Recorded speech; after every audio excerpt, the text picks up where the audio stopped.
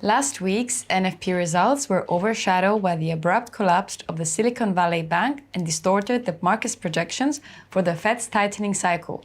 The collapse led investors to flee en masse towards the pressures, aiding to its ascent above the 1,900 key psychological level. In this report, we aim to shed light on the catalyst driving the precious metals price, assess future outlook, and conclude with a technical analysis.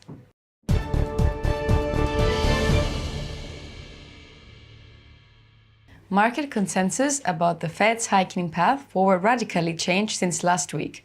Following Fed Chair Powell's comments, the market shifted their outlooks reflecting the hawkish prospects of the Fed, once the door for a larger magnitude hike sprang open. As a result, we saw the market shifting their projections, bracing for 50 basis point hike in the March meeting. As soon as the SVB's collapse headlines hit, however, the market quickly downgraded their projection for the 50 basis point hike and opted for a 25 basis point hike scenario, reverting to pre-Powell's peak expectations. After the weekend, the Federal Reserve, FDIC, and the Treasury Department's joint decision to step in and ensure the depositors would get back their money back. We saw a complete 180-degree turn for the market, dismissing the 25 basis point scenario altogether and ended up pricing that the Fed would stay on hold in the February meeting. Earlier today, the market was split equally between no hike and 25 basis point scenario in anticipation of the inflation report. The underlying message from this observation is that the market has no clue on what's to follow as we inch closer to Fed meeting, and further developments from the SVB case alongside the results from the crucial US-related data may be needed for more accurate assessments. Bond yields were on a free-fall mode for the past 4 days, with the US 2-year yield nosediving in extraordinary fashion by more than 100 basis points, from 5.7% peak formed last Tuesday and finding support around the 4% level. Similarly, the benchmark US 10-year Treasury yield eased towards the 3.5% mark, down by more than 50 basis points for the same period. These erratic moves reflect the market worries for a possible spillover from the SVB's collapse into the entire banking sector, and as a result, investors fled to safety, diverting significant inflows towards the pressures.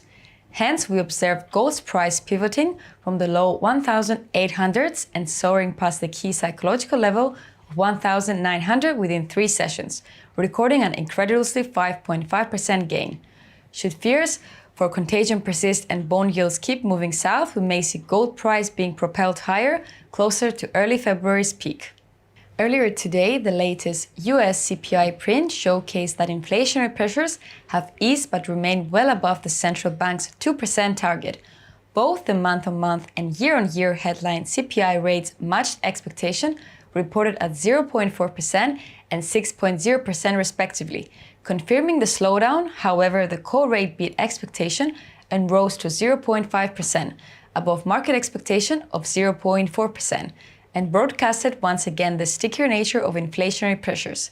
These results prior to SVB's collapse would have most likely pushed markets to expect the 50 basis point hike from the Fed.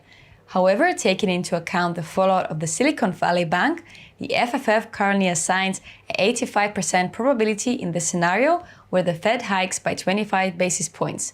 The results had minimal effect on the greenback. However, the gold gained traction despite the jump of bond yields intraday and left analysts puzzled. Nevertheless, market participants will turn their attention towards Fed Governor Bauman's comments later today, who is conveniently the first Fed official to speak post the SVB mayhem and may drop some hints in regards to the Fed's intentions. Thank you for watching.